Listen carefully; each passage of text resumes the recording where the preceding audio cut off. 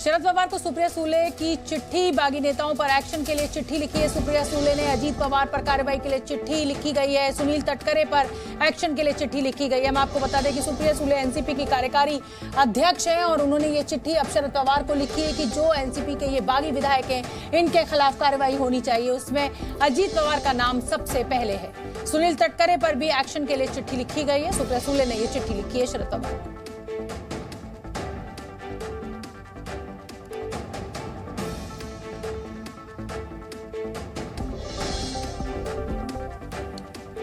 ये चिट्ठी की कॉपी हम आपको दिखा रहे हैं जो सुप्रिया सूले ने लिखी है। अजीत पवार पर कार्रवाई के लिए चिट्ठी लिखी गई है।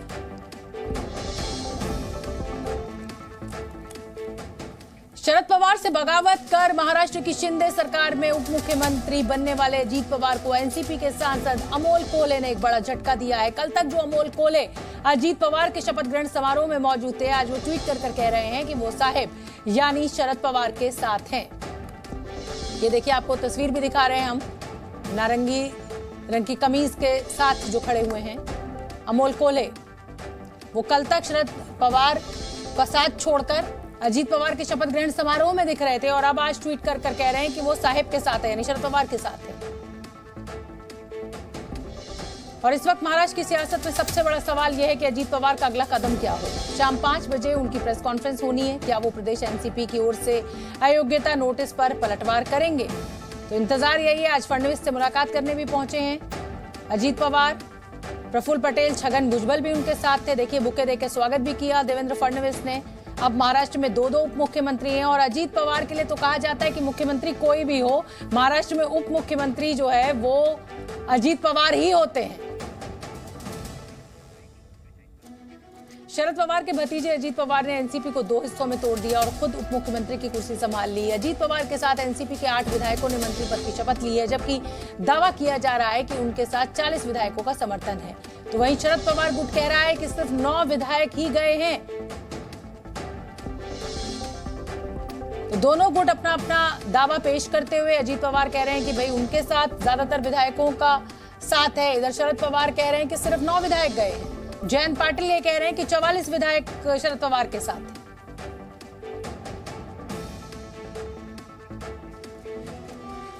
एनसीपी पर किसका कब्जा होगा? शरद पवार का, जो कि मौजूदा अध्यक्ष हैं, या फिर अजीत पवार का, जिन्होंने कल शिंदे सरकार में उप मुख्यमंत्री पद की शपथ ली है? ये बड़ा सवाल है महाराष्ट्र की सियासत में। और इसके लिए महाराष्ट्र विधानसभा में एनसीपी के विधायकों का नंबर गेम समझना, यानी गणित समझना, आंकड़ों का गणित समझना बेहद जरूरी है। ये देखिए, कुल 53 विधायक हैं एनसीपी के टूट के लिए जो जरूरी हैं, वो 36 विधायक हैं। अजीत गुट कह रहा है कि उनके साथ 40 हैं, लेकिन एनसीपी का दावा है, जो कि शरद पवार की पार्टी, अभी भी शरद पवार ही एनसीपी प्रमुख हैं, कि अजीत के साथ सिर्फ 9 विधायक गए हैं। यानी 2/3 अगर विधायक टूटे तभी अयोग्यता करार नहीं दी जाएगी।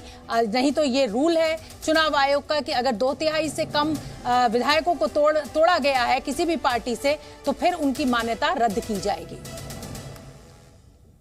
हमारे साथ कितने लोग हैं ये हम समझते हैं। 53-9 ये हमारे साथ है। हमें किसी पे अन्याय नहीं करना चाहिए और हम उनको पूरा मौका देंगे वापस आने का। लेकिन साथ साथ में जो नहीं आते हैं, जो पार्टी की लाइन छोड़ के जाते हैं, उनके ऊपर आवश्यक जो कानूनी कार्रवाई है वो हम इवेंचुअली करेंगे। जी नहीं है, शपथ विधि हुआ, पूरा गठबंधन का पूरा समर्थन का लेटर राज्यपाल महोदय को दिया गया। अजीत दादा पार्टी के नेता है, पार्टी से जुड़े हैं और हम सब पार्टी के लोग उनको मिलने के लिए आए। इससे 40 तक विधायक, सभी विधायक राष्ट्रवादी कांग्रेस पार्टी के अभी हैं, अभी आने वाले भी है और कुछ 2-3 अपक्ष के जो चुन के आए वो भी साथ में है। 40 का आंकड़ा तो है, बंगले में 40 तक का आंकड़ा अजीत दादा के साथ है और पार्टी के सभी आमदार है। कोई कंफ्यूजन मत कीजिए, महाराष्ट्र की जनता बहुत समझदार है। महाराष्ट्र की जनता को पता है कि सभी आमदारों ने समर्थन दिया, विधायकों ने, सभी के सभी विधायक अजीत दादा के साथ। शरद पवार तो दोनों ही गुट अपना अपना दावा पेश कर रहे हैं। उधर शरद पवार गुट कह रहे हैं कि उनके साथ 44 हैं, उधर अजीत पवार कह रहे हैं कि हमारे साथ 40 है। मुंबई से संवाददाता वैदेही काणेकर हमारे साथ जुड़ रही हैं और वैदेही उस जगह से जुड़ रही हैं हमारे साथ जहां पर अजीत पवार की कुछ देर बाद ही प्रेस कॉन्फ्रेंस होने वाली है। बताइए वैदेही, क्या अपडेट आपके पास, क्या खबरें मिल रही हैं? जी बिल्कुल, सुबह से अगर हम देख रहे हैं तो पवार बनाम पवार जो है वो शक्ति प्रदर्शन और दाव प्रति दावा जो है वो फिलहाल दिखाई दे रहा है। दोनों गुट जो है वो वही दावा कर रहे हैं कि हमारे पास सबसे ज़्यादा विधायक है।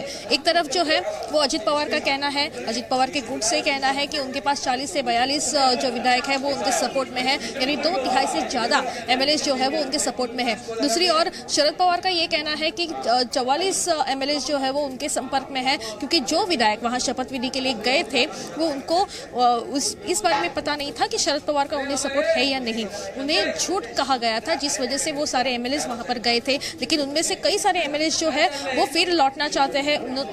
शरद पवार इनसे जो है वो उनकी बातचीत हो गई है, ये भी उनका कहना है। तो इस पूरे मामले को अगर हम देखें तो एक दूसरे के पास जो है वो दावा करते हुए नजर आ रहे हैं। लेकिन 5 बजे जो अभी अजित पवार की प्रेस कॉन्फ्रेंस है, उस प्रेस कॉन्फ्रेंस में काफ़ी कुछ बातें जो है वो क्लियर हो सकती है, क्योंकि अजित पवार का ये कहना है कि 39 एमएलए का सिग्नेचर किया हुआ कागज जो है वो उनके पास है। लेकिन वैदेही अब ये दस्तखत किए हुए कागज का जिक्र क्योंकि आपने किया और ऐसा दावा अजित पवार कर रहे हैं, लेकिन शरद पवार गुट कह रहा है कि भाई एक ब्लैंक पेपर के ऊपर उनसे साइन करा लिए गए, उन्हें नहीं पता था कि ये पार्टी तोड़ने के लिए उनसे ये दस्तखत कराए जा रहे हैं और इसीलिए बहुत सारे विधायक ऐसे हैं जो वापस शरद पवार के पास लौटना चाहते हैं। जी बिल्कुल, शरद पवार गुट से ये भी कहा गया है कि काफ़ी सारे एमएलए जो है वो उनको अभी फ़ोन कर रहे हैं, वापस लौटने की बात कर रहे हैं। लेकिन इस पूरे मामले को देखकर अगर हमने देखा है तो 5 तारीख तक की अल्टीमेटम जो है वो शरद पवार इन्होंने दिया हुआ नजर आया है, क्योंकि 5 तारीख को जो है वो एनसीपी के दोनों गुटों की प्रेस कॉन्फ्रेंस होगी, बैठकें होगी। अगर वो बैठक में कितने सारे एमएलए जो है वो उपस्थित रहते हैं ये देखना काफ़ी महत्वपूर्ण है। बिल्कुल वैदेही, आप नजर बना के रखिए। 36 से 37 मिनट का वक्त बचा हुआ है और 5 बजे अजित पवार प्रेस कॉन्फ्रेंस करने आने वाले हैं, मीडिया के सामने सवाल जवाब भी होंगे, तो पता चलेगा कि अजित पवार क्या कह रहे हैं और शरद पवार जो दावा कर रहे हैं उसमें कितनी सच्चाई है। आप नजर बना के रखिए। हम आपको बता दें कि महाराष्ट्र में बगावत के बाद एनसीपी के कार्यकारी अध्यक्ष प्रफुल्ल पटेल का कहना है कि पूरी एनसीपी हमारे साथ है। वहीं केंद्रीय मंत्री नारायण राणे का कहना है कि महाराष्ट्र में एकनाथ शिंदे मुख्यमंत्री बने रहेंगे। We have gone ahead and formed a government with Eknath Shinde, Devendra Fadnavis, and as NCP, we are the NCP, and that is what we are doing. Are you going Delhi, sir? No, we will decide now. Today is the first day after the swearing in. So are you comfortable with the central minister, sir? No, there is no question. We have not discussed anything about Delhi. We have only discussed about the formation of a government in Maharashtra, and that is what has been done. Sir, so do you ditch the party and Sharad Pawar too because he is unhappy, sir? Sanjay Raut पागल हो गए है। वो खुद का भवितव्य का सोच बोलना, हमारी सरकार का भवितव्य के बारे में मत सोच। हमारा सरकार मजबूत, 24 तक चुनाव होने तक हमारा सरकार रहेगा, एकनाथ शिंदे मुख्यमंत्री रहेंगे।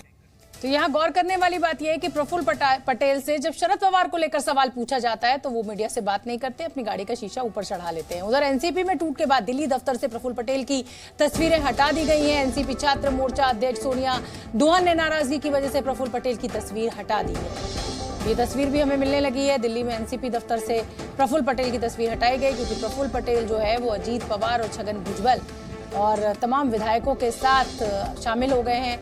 बीजेपी गठबंधन का वो हिस्सा बन गए हैं। एकनाथ शिंदे मुख्यमंत्री हैं और वहां अजीत पवार ने उप मुख्यमंत्री की शपथ ले ली है। प्रफुल्ल पटेल का क्या भविष्य होगा? कहा जा रहा है कि मोदी कैबिनेट में बहुत जल्दी रिशफल होने वाला है और क्या उस रिशफल में प्रफुल्ल पटेल को जगह मिलेगी? उधर विपक्ष मोदी सरकार को घेर रहा है कि भाई अब मोदी सरकार की वॉशिंग मशीन तैयार हो गई है, जितने दागी मंत्री हैं या दागी विधायक थे अब वो सब साफ हो जाएंगे क्योंकि उन्होंने बीजेपी ज्वाइन कर ली है। तो ये जो दावे वादे, जो आरोप प्रत्यारोप है, उसका दौर लगातार जारी है महाराष्ट्र में।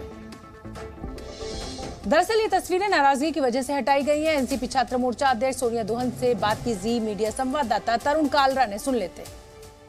सोनिया जी, ये तस्वीर हटाने का कारण यही है, अब अगर वो हमारे परिवार में नहीं है तो उनकी तस्वीर का हम क्या करेंगे? हटानी तो पड़ेगी, सामान भी हटाना पड़ेगा और तस्वीर भी हटानी पड़ेगी। लेकिन वो तो अपने आप को कहते हैं कि वो शरद पवार उनके नेता हैं। अगर नेता है तो आइए वापस परिवार में, नेता को छोड़ के गए क्यों हैं? जी।